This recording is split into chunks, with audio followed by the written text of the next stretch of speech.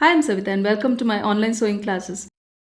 हमारी पिछली कक्षाओं में आपने सीखा है कि बायस स्ट्रिप्स को कैसे काटा जाता है, जिसका उपयोग घुमावदार नेकलाइन या हेमलाइन में या पाइपिंग के लिए किया जाता है, जिसमें आप बायस की कई स्ट्रिप्स को काटते हैं और उन्हें एक साथ जोड़ते हैं। यह प्रक्रिया थोड़ी थकाऊ लग सकती है जब आपको एक लंबी बायस स्ट्रिप की आवश्यकता होती है। उदाहरण के लिए, एक फ्लेयर्ड स्कर्ट की हेमलाइन को खत्म करते समय या साड़ी के बॉर्डर के लिए पाइपिंग बनाते समय।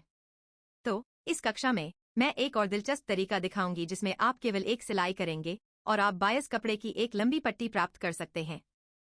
तो चलिए क्लास शुरू करते हैं।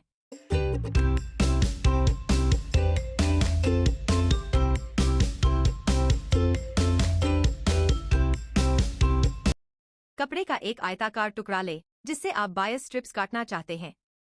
इस कोने से मैं सेट स्क्वायर का उपयोग करके एक रेखा खींच रही हूं। अब पट्टी की चौड़ाई को चिह्नित करें। आमतौर पर हम लगभग 1 से 1.5 इंच लेते हैं। कॉर्ड पाइपिंग के लिए मैं उसी तरह 1.25 इंच चिह्नित करूंगी।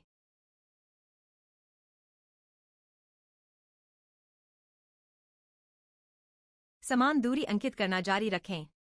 तो मुझे अपने प्रोजेक्ट के लिए इतनी सारी स्ट्रिप्स की आवश्यकता है।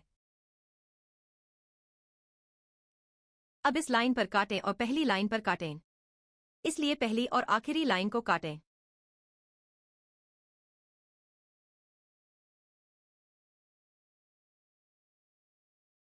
इसकी हमें जरूरत नहीं है।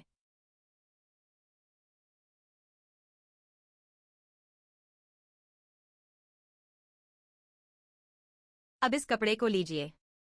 अब हम इन सभी पट्टियों को नहीं काट रहे हैं, हम बाद में काट लेंगे। आइए मैं इस पेपर पर फिर से स्पष्टीकरण दूं। तो इस प्रकार मैंने रेखाएं खींची हैं। दोनों तरफ के कोनों को काट दें। अब ये लीजिए। तो रेखाएं कपड़े के गलत तरफ खींची जाती हैं। अब इसे पलटे और रेखाओं को एक साथ लाएं।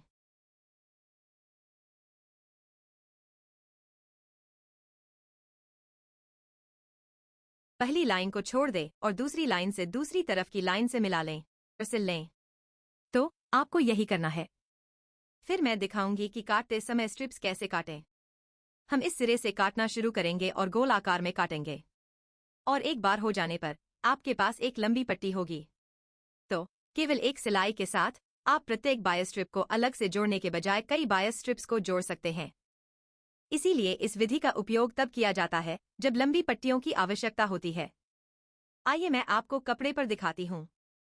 सबसे पहले कपड़े को दाहिनी ओर मोड़े और फिर एक तरफ की पहली पंक्ति को छोड़कर इन दोनों सिरों को एक साथ लाए। दूसरी पंक्ति से पंक्तियों का मिलान करना शुरू करें और सिलाई के बाद आप इसे 1.25 इंच सिलाई कर देंगे। रेखा विकृत नहीं होनी चाहिए, इसलिए इसे इस प्रकार संरेखित करें कि सिलाई करने के बाद रेखा सीधी रहे। एक बार जब आप लाइनें संरेखित कर लें तो आप बस इसे पिन कर सकते हैं और सभी लाइनों के लिए ऐसा कर सकते हैं। एक बार आप पहली लाइन को मैच कर लेंगे तो अगली लाइंस अपने आप मैच हो जाएंगे। बस पिन करते जाइए। ऐसा तब तक करें जब तक आप अंतिम पंक्ति तक न पहुंच जाएं। अब कागज पर तो आपने इतना ही देखा था, लेकिन यह आयत बड़ी थी, इसलिए आपको इसे पिन करते हुए चारों ओर जाना होगा।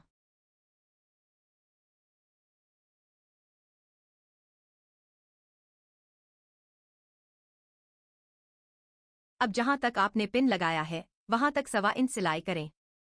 फिर हम देखेंगे कि इसे कैसे काटना है। मैंने जैसी पिन लगाई थी उसी लाइन में सिलाई कर दी है। अब अपनी कपड़ा काटने वाली कैंची लें और यहां पहली पंक्ति से काटना शुरू करें। इससे पहले सीवन को पूरी तरह से समतल कर लें। आप इसे इस्त्री करके सपाट कर सकते हैं या बस इसे अपने नाखूनों से चपटा कर सकते हैं। अब पहली लाइन से सिर्फ एक परत काटना शुरू करें और पूरी लाइन तक इसी लाइन को काटते रहें। सिलाई करने के बाद रेखाएं अभी भी सीधी होनी चाहिए।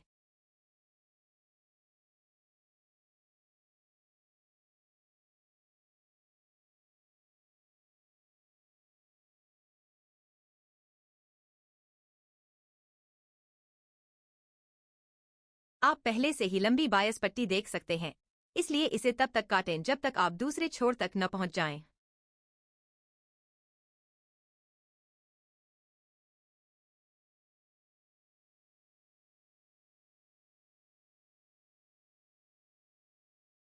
तो केवल एक सिलाई करें और आपको इतनी लंबी पट्टी मिल गई है। इसलिए इससे समय की बचत होती है क्योंकि आपको कपड़े की प्रत्येक पट्टी को सिलाई करने की जरूरत नहीं है। यह फ्लेयर्ड स्कर्ट के हेम को बाइंडिंग या पाइपिंग के साथ सिलने में या साड़ी से जोड़ने में उपयोगी है। यह हो गया है, अब आप इसका उपयोग कॉर्ड पाइपिंग या बिना कॉर्ड वाली पाइपिंग या बाइंडिंग के लिए कर सकते हैं। इस कक्षा को देखने के लिए धन्यवाद। पैटर्न बनाने के उपकरण और विस्तृत ऑनलाइन सिलाई कक्षाओं के लिए कृपया हमारी वेबसाइट servicefashionstudio.com पर जाएं। जल्द ही अगली कक्षा में मिलते हैं। तब तक हैप्पी सिलाई।